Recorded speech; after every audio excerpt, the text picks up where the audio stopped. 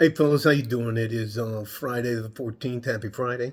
I keep getting um, messages and some emails from people who are all losing their jobs, and they have pretty much one thing in common. They all work inside in an office.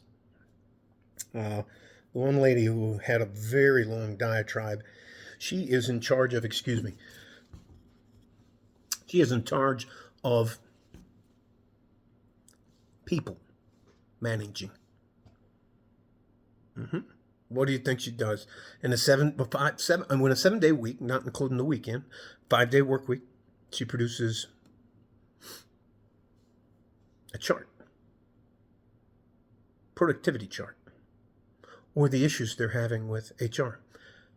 Guess who causes, I would tend to say 99.9999999% of problems in an office? Men or women?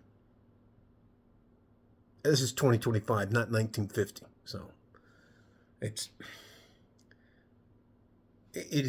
and I'm not rooting for the downfall of anybody, but I remember how dispassionate so many people were when NAFTA hit and they sent all of our jobs to Mexico and overseas to Thailand and China and all the rest of that stuff. Everybody from parts manufacturing to tires to circuit boards, all that kind of stuff. But that's okay. I got to pause again.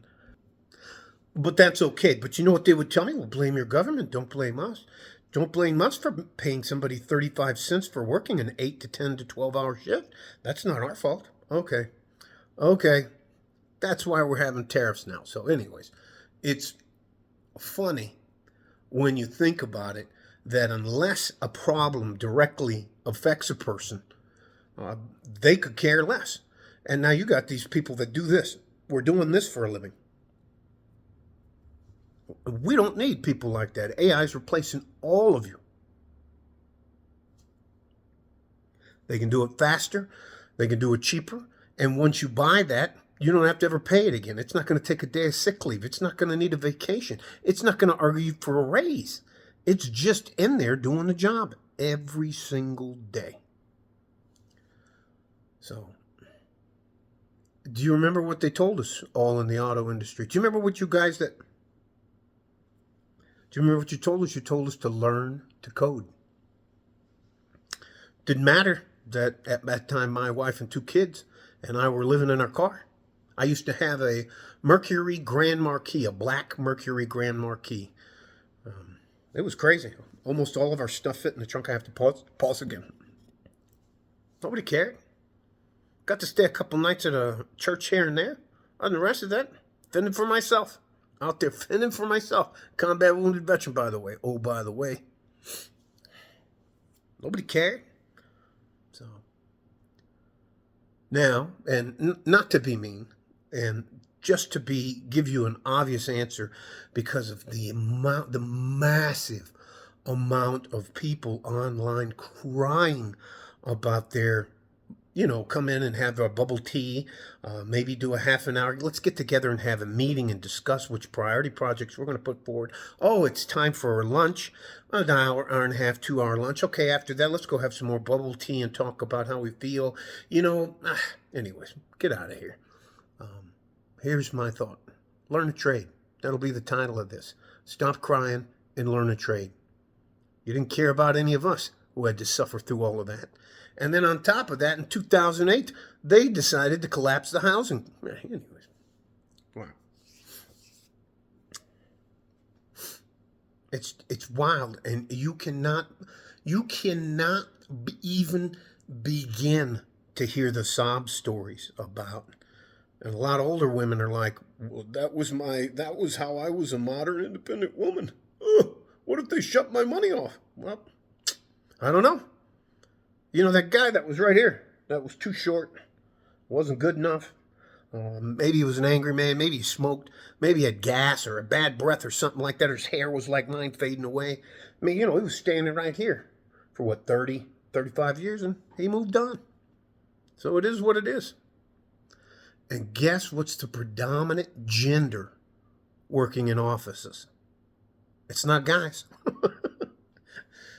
And there is only two genders. So, anyways, I don't know what else to tell you except for learn a trade. I have a couple of very decent, good people who are truck drivers. And whether you want to admit it or not, in the last 48 hours, I drove 1,000 miles. I don't know how they do it. By the time I got home back here to El Paso, Texas, I couldn't feel my butt cheek. My right butt cheek fell asleep. I was the bottom of my foot where I was pressing on the gas pedal hurt like hell. My back, I was like hunched over like Quasimodo. Anyways.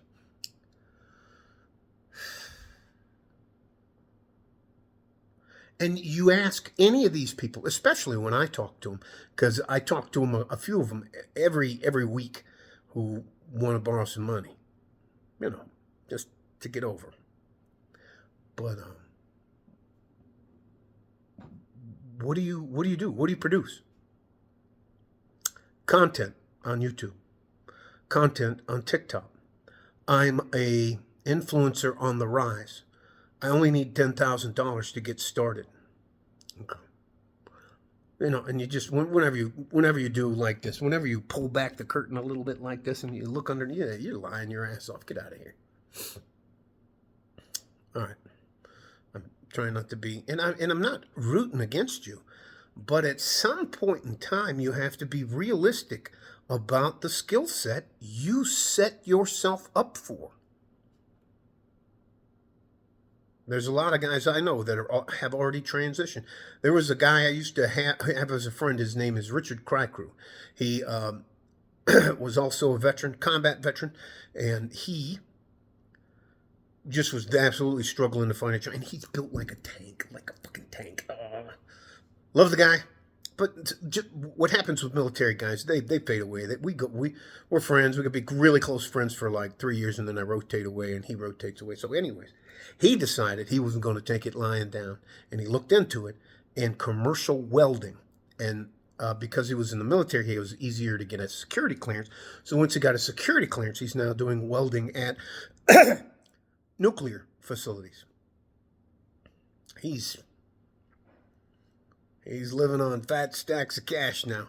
But he did that. He funded that for himself. He made it happen. And what did he do? He learned to trade. And he's not afraid to get out there and get dirty.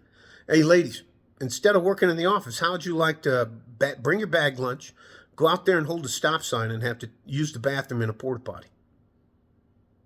Or how about traveling with the line crew, fixing outages or fixing the infrastructure or that? How about working on windmills? How about working in the oil fields? How about working out in the ocean on one of those oil rigs? You don't want anything to do with that, do you? Oh, well. All right. Love you guys. Stay safe and healthy. Take care of each other if you can. And if you can't, take care of yourselves. At the end of the close of business, here it'll be 3 o'clock. And then I'll make it 5 o'clock. I'll give you a real update on the dividend reinvestment plan. All right? Love you. Like a fart in a G-string. I'm out of here. Bye-bye.